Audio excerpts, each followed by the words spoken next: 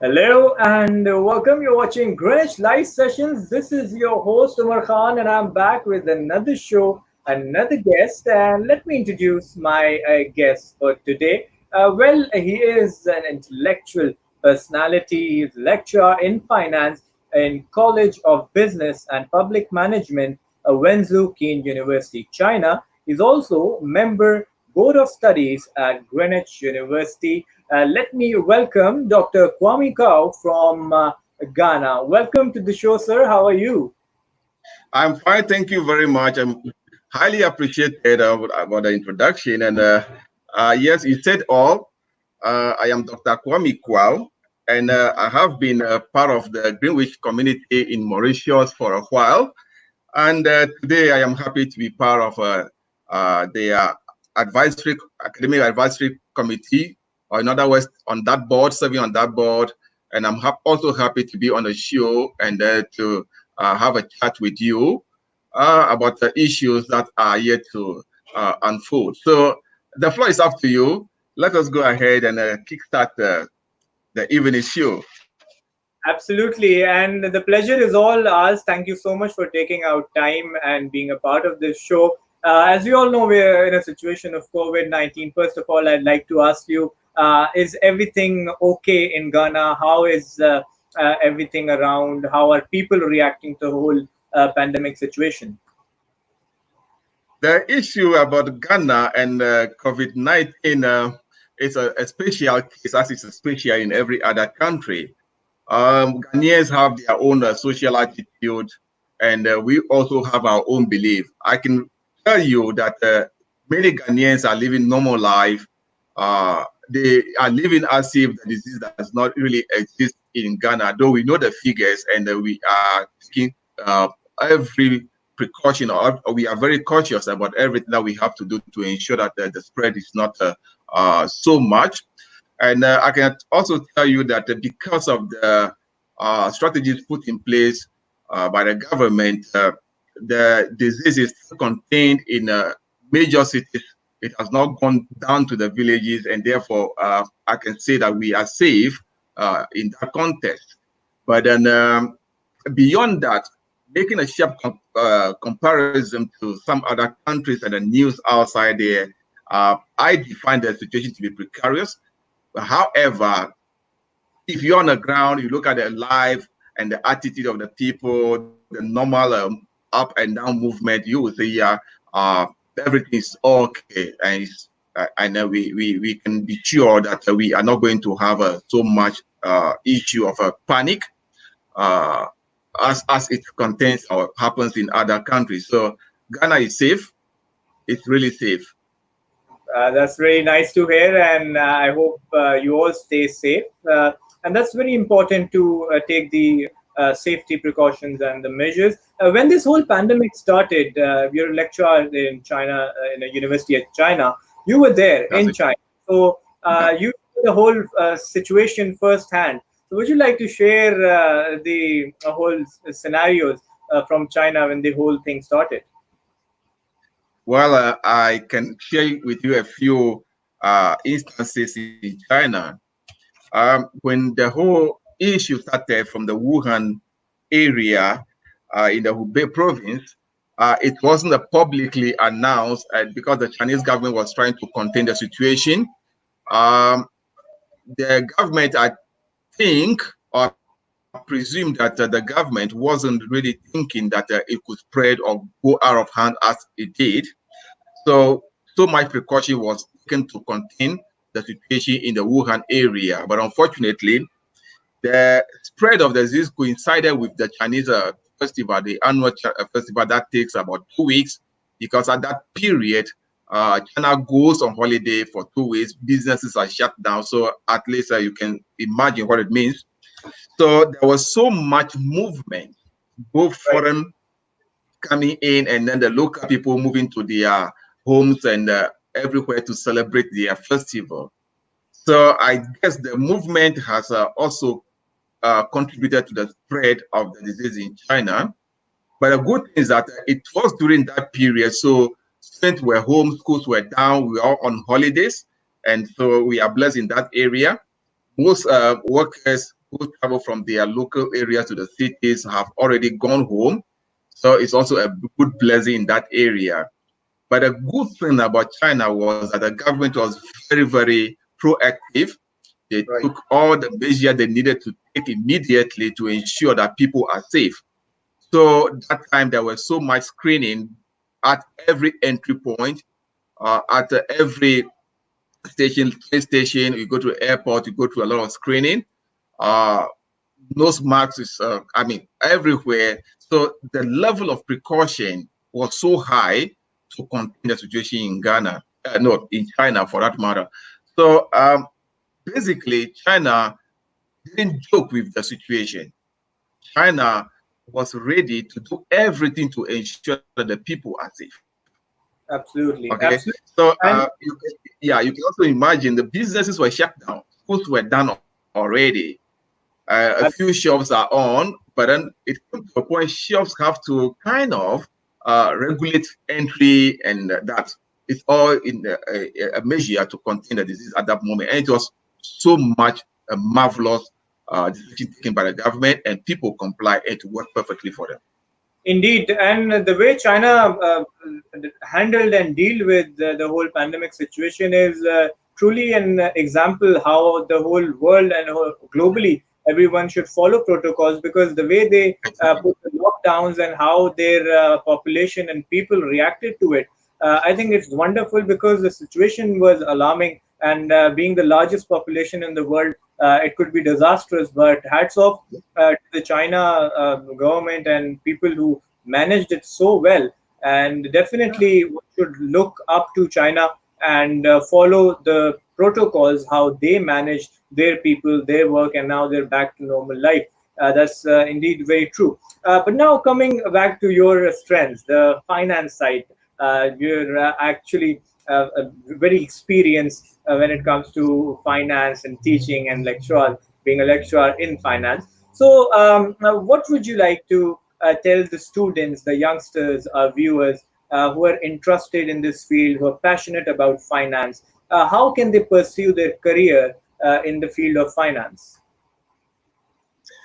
Yeah, finance is an area, as my teacher told me some time back, that no matter the business, whether it's in engineering, sciences, whether it's in commerce or whatever, a finance person is needed. Right. So the opportunity for finance student or graduate is very high. I do believe and I agree that of late, a finance student needs some sort of professional qualification in addition to academic qualification to get a good job. But that does not mean that there is no opportunity for a finance student. Right. In China, finance in most university records the highest number of students. Right. That is it, because there is market for the student. There's I mean, all opportunity there for the student. All you need is to pursue the course with diligence, and then the input, in other words, what we, the lecturers or teachers, are putting into you, you actually absorb them, and then you can apply. And Right. the good thing that is happening now, as I practice in Mauritius with Aberystwyth University and also with Greenwich University, is that we are not going to classroom now to just give theory to students. Academic curriculum is now developed in such a way that we have the employer at the back of our mind. So we want to develop a content that we shall give to the student that will also satisfy the employer, because the employer is looking for certain behavioral characteristics. He's looking for certain attitudinal characteristics from the student. He's looking for certain skills from the student. So we Right. are now trying in a way to make sure that the student acquire bits of this behavioral aspect, the attitudinal aspect, and the skills, so that when he goes to the workplace, it is not going to be like the employer will have to retrain the student fully, so the student can quickly learn on the job. So, in fact, in a broad way, now what we're trying to do is that we look at professional curricula, we look at the demand in the market, and then we develop a curriculum to switch the situation so that the student will not come out from college and be lacking.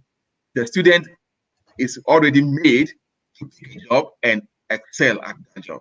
So you can see how broad the thinking has gone. Indeed. Because you cannot produce a student and who will go out there and have no job and will be struggling to get a job. Then it means you have not done anything. The essence of our job is to cause some transformation, give some skills so that the student can become useful to society. So you get Right. it. So And, yeah, and definitely, because if you want to establish any business, the base is the finance. Because if you are exactly. good at finance, if you don't have a strong financial department or stability, your business, you cannot sustain the business. Yeah, yeah. So finance is very essential for any business, no matter what industry you belong to, and it always have the importance, and it has the most crucial role. End of the day, it's money that counts, and finance is all about the numbers. Yeah, So yeah, yeah. definitely focus on that. We'll include some messages. We have our viewers with us, so let's see and include some comments. We have our Okay. honorable chancellor with us, Madam Seema Mogal is here, and she says, "Hello, Dr. Kwami. Please to see you on the program. We are looking forward to have your input on our Board of Studies of Department of Economics and Finance." Thank you. I have already accepted the invitation, so I'm looking forward to join you, and then we can put our heads together to see how far we can develop our curriculum, and then both content and what all that we needed to do so that our students will get the experience that we want to give them, the learning experience, or all student experiences that we want to give the students. I am ready to join you, and so it's going to be a collaborative effort. Everyone put something on the board. We try to, I mean, like ingredients, we try to mix them and see how the flavor, what comes out of it, and then for the progress of our students, for the good of our society. Thank you very Right. much. Yeah. Yes, we have with us Ma'am Tyra Khan. She says, "Wonderful to know how well Ghana has contained the virus." So, absolutely, hats off to Ghana for keeping the situation under control. We have with us Mr. Imad Karim, and he welcomes you to the show. We have with Thank us you. Shazia Nasir, and she says the only way is social distancing and hygiene to control the I spread. agree to that. Yeah, I Uh, agree to that very uh, we much. we have this Manur Faruqi. She says it's amazing how it has been controlled over there. I hope we can do the same. Definitely, we should look forward to the steps that Ghana have taken and being proactive rather than being reactive. We have this Dean of Greenwich University, Ms. Musarrat Adnan. She says, "Hi, Dr. Kwao. Good to have you with us. May I ask, how do you think business activity would get normalized in COVID-19 affected countries? Can you share the experience China in this case?" Yeah, to say business is coming to normal will take a lot of time because we cannot just look at the situation now and say, well, in this country, the situation is contained and therefore everything should just take a normal course. As I said earlier on, Ghana tried to contain the situation, but just about a week ago or two, through contact tracing, that's one of the strategies Ghana has adopted, and that has been a major strategy for Ghana. Uh, just in one factory, a fish processing factory in one of the major cities in Accra, 500 workers got infected. Okay, 500 workers got infected, which means the company has to be shut down for some time. Now, we cannot risk the same thing everywhere. So it should take some time for businesses to come to a full normal operation. What businesses are doing, even in Ghana, as it's been done in US and other countries, is that they are working in teams, so such that they do not want all employees to come to the workplace at the same time. And that's a very good strategy. Ghana is doing the same thing. China is doing the same thing. If you look at the front of education, I will come back to business. The front of education, France has started going back to school. And what they tend to do is that every class is split into two. For example, you have a 10 student in a class, you got to teach 5 students at a time, another 5 students at a time. It will be stressful for the teacher, very stressful for the teacher, but we are not looking at the stress now, we're looking at human life. Okay. So now, if we come to the business world, you will realize that yes, if we adopt a strategy where companies are going to work in teams, productivity is going to be very, very low. And I can tell you, I was conversing with somebody recently in Ghana who told me that they were not paid for some time. I said, it's okay if you understand the situation, because money is not coming in, productivity is low, companies are not making any sales. Many companies are going to have a lot of goods in the warehouse there, and that they could not deliver to any supplier.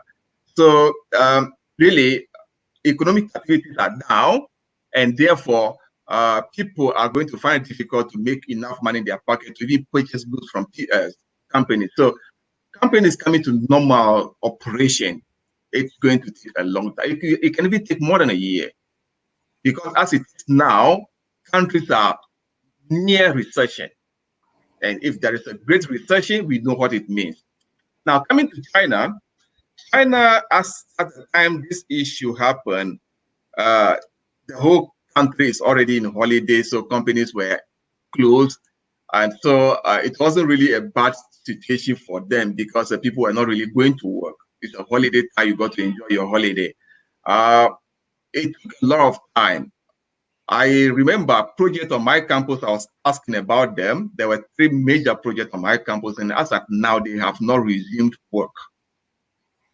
And you can imagine, when I was in China, financial institutions were also closed.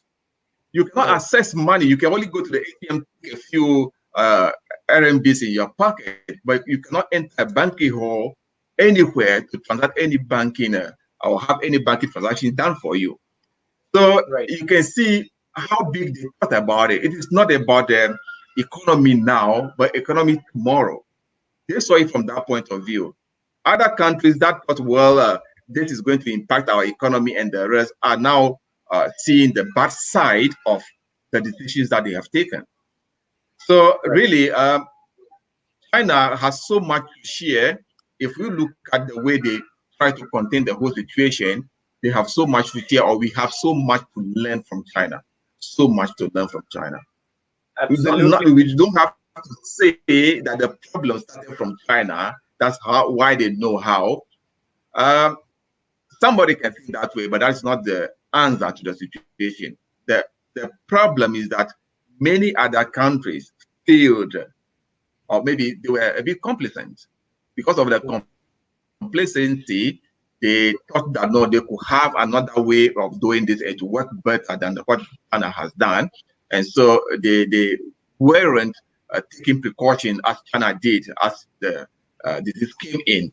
So really, I would say that we need to make China like a case study a few things about what they do, and then we all learn something about, because the disease is still spreading. It's not yet over. There could be a second round of spreading, and that is the more reason why China is trying to ensure that the borders are still closed. They are still having a partial shutdown in certain areas. Anywhere they see a disease or an infection, they put a closure on that area, because they don't want a second round of this coming. Second round could be disastrous. It could In be fact, very, very disastrous. I talk think about that's all. So if we talk about China, definitely the positive things are there. One should adapt from China. One should learn from China. And we're talking about a pandemic which no one knew what it was. Even the doctors are exploring, even 5, 6 months into the whole pandemic thing, when the first case was witnessed, and the doctors are still exploring of what this COVID-19 is. They still regarding it. At first, they said that this cannot last at more than 30 degrees, but now there are summers in many countries, and it's even lasting at more than 40 degrees. At start, they said that the only old people are getting affected, but then we witnessed lots of deaths from of youngsters as well. Sure. So we don't know what we're fighting against, but what we can do is definitely adapt and move on accordingly, because the world definitely needs to move on, and we need to accept the change and carry on with our lives and our daily chores. So you, of course, having the international exposure in China, in Ghana, in Mauritius. Now you've teach different students, and when you go to international university, there are students from across the countries as well. So, what difference did you felt amongst the students from different countries? If you say, how does Chinese students react as students? How does Mauritius students react? How does Ghana students react, and so on? Does it vary from country to country? There is always variation. Um, Ghana has its own culture, and Ghanaian education follow the British system, and we do everything British way. The British way of teaching and assessing students is quite different from the Americans, and it's quite different some other places. Um, Ghanaian attitude towards education is highly appreciable. They are quite serious. But I can tell you, I have not seen that much seriousness with education as I saw in China. Um, when I was in Mauritius, I know my students are up to it. They were hardworking, both Aberystwyth University and Greenwich uh, University, Pakistan, Mauritius campus. They were Right, hardworking students. Give them work, they would do the work and submit on time. And the conversation relationship was so great. Um, in Aberystwyth, I was working with students coming from 11 different countries, but you can see the interaction. Nobody feel isolated. We see ourselves as one people. Same right, with Greenwich University, Pakistan, Mauritius campus. Students are coming from different countries, mostly African countries, apart from a few students from Nepal. And again, the interaction was so superb. Nobody feel isolated. Nobody feel, I mean, as if he's not liked.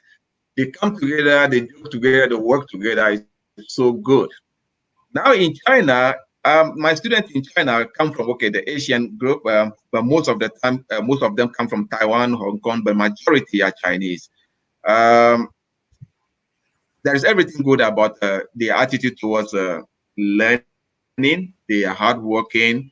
They know they have come to school, and the best friend is the book. And they learn 24 hours if they want to learn. right. Really, if they want to learn, they are always with their books, they are always with their tablets or laptops doing something marvelous. Okay. The only thing is that they do not have that social interaction as we do have in other countries. My experience from Ghana, my country, my experience from South Africa, my experience from Mauritius, social relationship is the only thing that is lagging. Because I can tell you that in China, in a classroom, they mostly know the names of each other. So it's like Right. what you know is the book, not your friend. That is not academic enough. Academic is not only about book, because we are going to go out one day and Right. somebody will be there, somebody will be here. We need to interact. We need to know what is happening here and there. But that social interaction is zero, totally zero. You ask somebody, do you know this guy? Say, no, I don't know that. But you sit in the same class with the person is sitting close to you. You don't even know the person's name. That is how it is. But as I said, as academic, we try to encourage some sort of relationship. That is why this time we prefer giving so much group work, presentations, and those things so that we can build that sort of relationship. And it plays a very crucial role because when we Can talk you hear me about from the other side?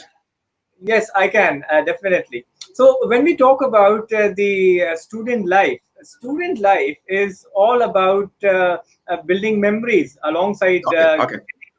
getting your education. You also build memories, you also build relations, and very rightly said, Yeah. Dr. Kao, that one has to build onto these relations as well. I'll add on some more Yes. comments from our audience. We have with us Dr. Shafiqur Rahman. He is also an expert in finance and very active in the media regarding financial shows as well. He says Dr. Kwami is well explaining how economics and finance is important and not only mere money. He adds on, the Yeah. students of Pakistan and Mauritius are hardworking and Greenwich University is doing well, Dr. Kwame. Exactly. Exactly. So Exactly. now talking about the whole financing, at start we've seen that education keeps on getting improved. You know, we get different programs, and now the modern education is more based on skills rather than the whole degree programs. At start we knew that we only had masters in finance and so on, but now over the time ACCA came into place, then SEMA came into place, and now we're Yeah. looking forward to more innovations in the finance field. So, how do you look at it, and what future holds regarding the financial education?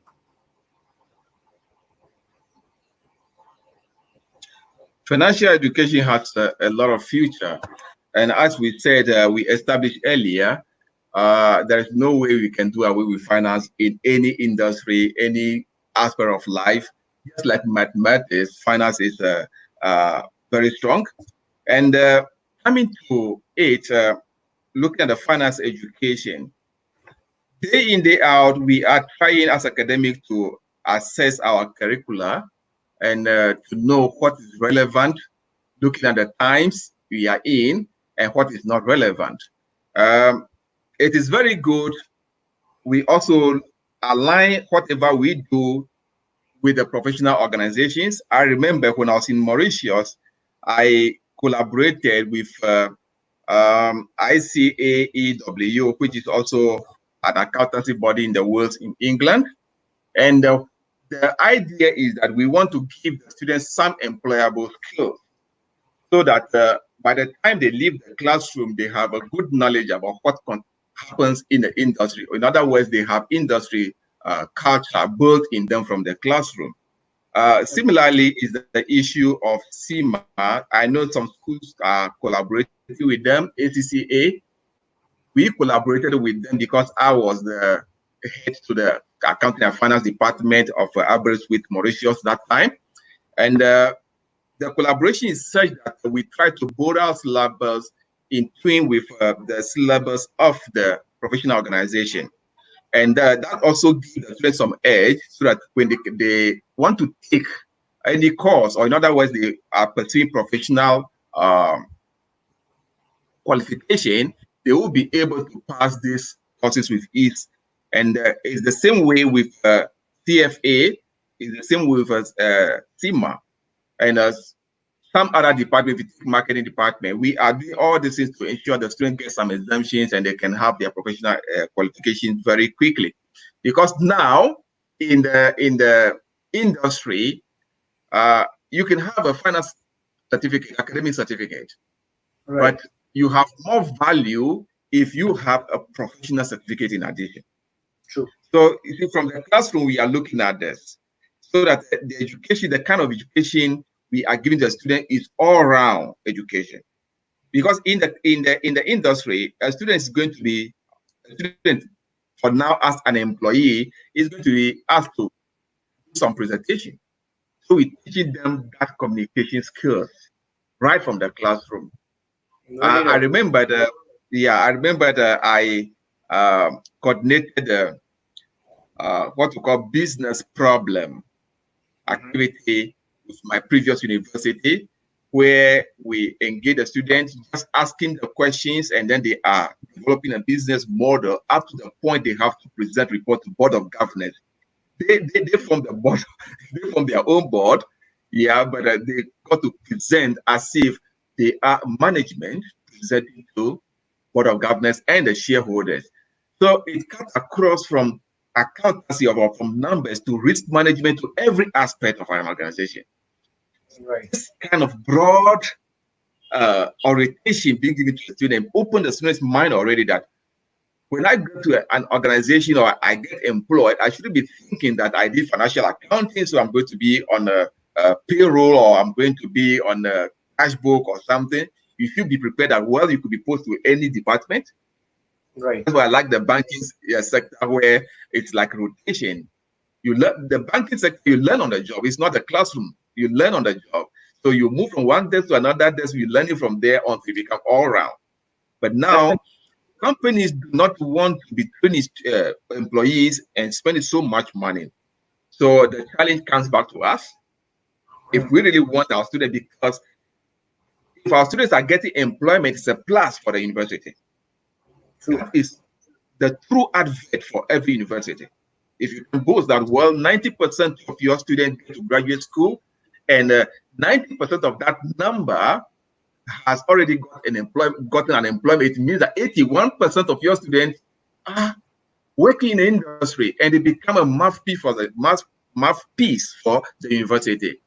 So, Absolutely. as a marketing tool, we as academics are also seeing from that point. But then the other benefit also go to the industry, the employers, that we are preparing people who are already cooked for them. And that reduces their cost. And then it helps the student also, not only the student, the chain of students that will be following. Because, for example, if one student is performing brilliantly in a company somewhere, and we know the student is coming from Greenwich University, Pakistan, every employer who is going to interview the next candidate, as soon as he sees a certificate, Greenwich University, Pakistan, so this student might be good because he already has one there who is performing excellently.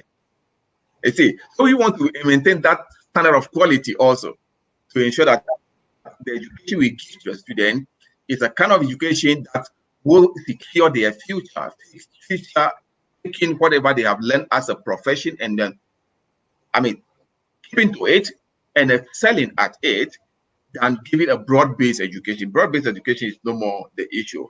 We may say, yeah, we give the broad orientation, but at the same time, we try as much as possible to ensure that, yes, the student can find an area of profession so that when he goes out, he can fit it into that position and then excel to the benefit of the university, to the benefit of the employer, and to the student's own benefit. So Indeed, and that is so beautifully explained. You covered all aspects, and you defined it and explained it so beautifully that there's no room left in that explanation. So, as much as I'm loving the conversation, we're also running out of time for this program. And indeed, it was such intellectual and such knowledgeable session for our students and all the viewers.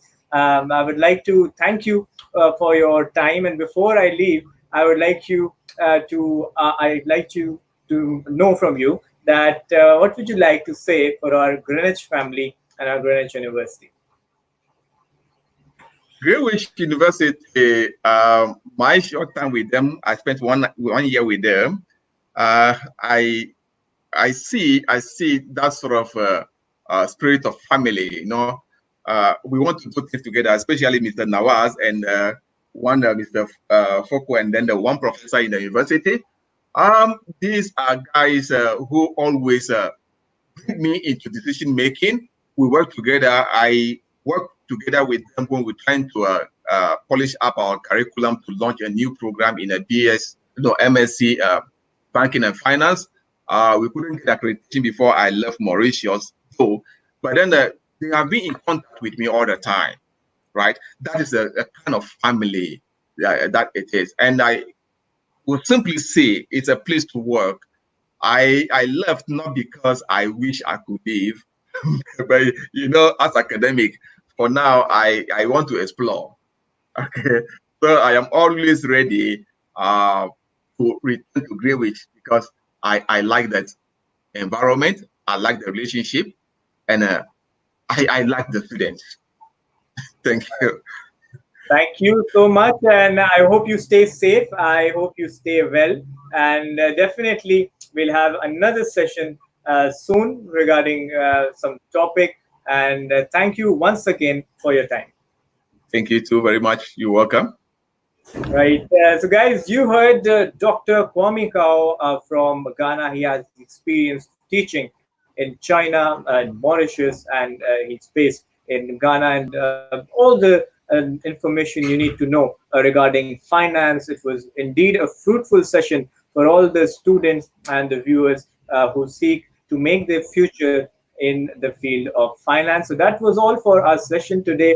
We'll definitely be back tomorrow with another guest, another topic. If you want to discuss any topic, you can give us your feedback in the comments, and we'll definitely cover that topic. And this is all for now. I'll see you tomorrow, inshallah. And until next time, stay home, stay safe, and take care of yourself. We'll see you tomorrow. Thank you.